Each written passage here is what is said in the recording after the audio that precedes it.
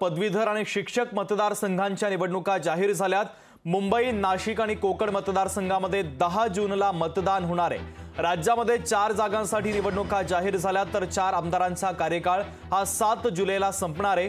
पदवीधर आणि शिक्षक मतदारसंघासाठी 22 मे पर्यंत उमेदवारी अर्ज दाखल करता येणार आहे। आताची सगळ्यात महत्त्वाची आणि मोठी बातमी आपण पाहतोय। पदवीधर आणि शिक्षक मतदारसंघांच्या निवडणुका या आता जाहीर करण्यात आल्यात। मुंबई, नाशिक आणि कोकण मतदारसंघामध्ये 10 जूनला मतदान होणार आहे। तर राज्यामध्ये 4 जागांसाठी निवडणुका जाहीर झालेल्या आहेत। 4 आमदारांचा कार्यकाळ हा 7 जुलैला संपणार आहे। पदवीधर आणि शिक्षक मतदारसंघासाठी 22 मे पर्यंत उमेदवारी अर्ज दाखल करता येणार आहे। चेतन ननावरे आपले प्रतिनिधी आपल्याशी जोडले जातात, त्यांच्याकडून या बातमीच्या संदर्भातले अधिकचे अपडेट घेऊयात। चेतन, पदवीधर आणि शिक्षक मतदारसंघांच्या निवडणुका आता जाहीर झालेल्या आहे।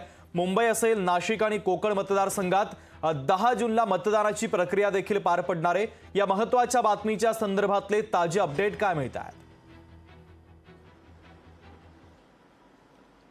निश्चितच एकंदरीतच मुंबईतील शिक्षक मतदारसंघ असेल, कपिल पाटील ज्या ठिकाणी आमदार आहेत, निरंजन डावखरे असतील, विलास पोतनीस असतील आणि एकंदरीत दराडे असतील, या 4 आमदारांचा जो कार्यकाळ आहे तो 7 जुलैला संपुष्टात येणार आहे। त्याच पार्श्वभूमीवर 10 जून रोजी एकंदरीत ही निवडणूक आहे ती पार पडणार आहे आणि म्हणूनच कुठेतरी एकूणच शिवसेना असेल, भाजप असेल, या एकंदरीत या दोन्ही पक्षांसाठी ही निवडणूक प्रतिष्ठेची असेल। कारण विलास पोतनीस हे कुठेतरी आपण पाहत आहोत शिवसेना उभाटा गटाकडून परिषदेमध्ये नेतृत्व करत आहेत, तर निरंजन डावखरे हे भाजप समर्थित आमदार आहेत आणि म्हणूनच आता एकूणच या 4ही शिक्षक आणि पदवीधर मतदारसंघांमध्ये कोण बाजी मारतं हे पाहावं लागेल। कारण एकूणच 6 महिन्यानंतर विधानसभेची निवडणूक येऊ घातलेली आहे आणि त्याची रंगीत तालीम म्हणून या निवडणुकीकडे पाहिलं जाईल आणि म्हणूनच या 4 जागांपैकी विधान परिषदेमध्ये आपलं बळ कोण वाढवतं हे पाहावं लागेल। एकूणच आता विधान परिषदेसाठी अर्ज भरण्यास सुरुवात होईल।